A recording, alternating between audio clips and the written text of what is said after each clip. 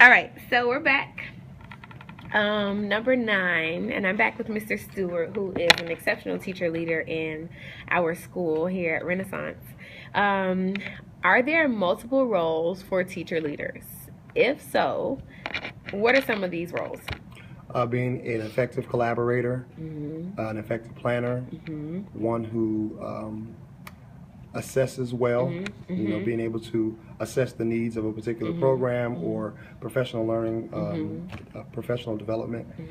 Also someone who is very flexible, when it comes to a role in which you have to do that, because in the school things sometimes are very topsy-turvy depending on what's needed for that day.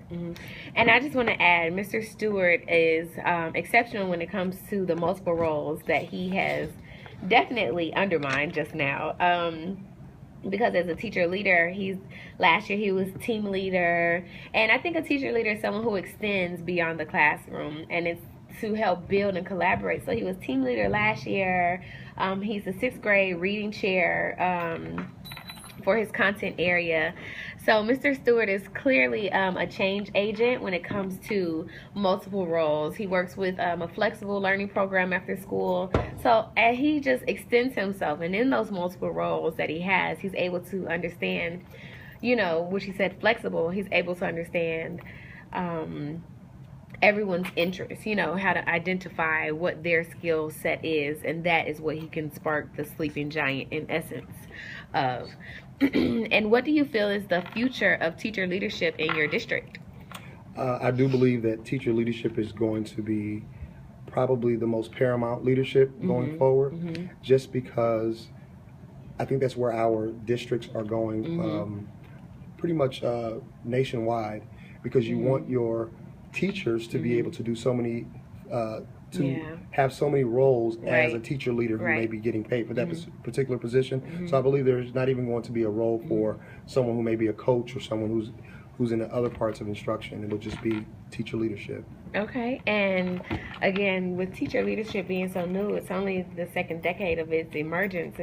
It definitely comes with a lot of things that could change for the future. All right, going forward, what are the relationships between stakeholders, organizations, and teacher leaders? And I think I know you mentioned the Leadership Academy and including stakeholders like the parents and the students, and working on the mission and the vision of the school. So I'm going to skip over number 11 where you mentioned the relationships. But tell me, what are some of the similarities and differences that you've seen with working with other teacher leaders, stakeholders, and organizations? Organizations being, it could be like a teacher, superintendent advisory committee. Okay. So what are some of the similarities and differences that you see with working in those different facets of the district? Well, I'll tell you that the biggest similarity is that we all have the same goal, and that is to work very hard on making certain that students come first, and that we do whatever we can do. The needs of students, are addressed. As far as the differences, I just think that there are certain priorities that everyone should have. The organizations, of course, will have those that may be more directed towards business, while the stakeholders towards the community, and the teacher leaders definitely towards the school. Okay. And is there a way, looking at number 13, how can teacher leaders help change those differences? I think we do it every day, and we just try to find ways to bridge gaps.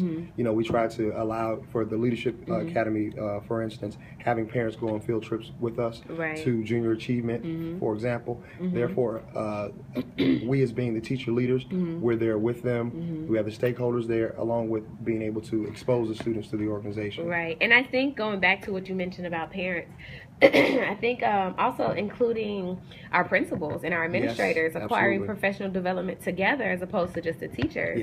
Everybody has a shared vision once everybody is included in that vision.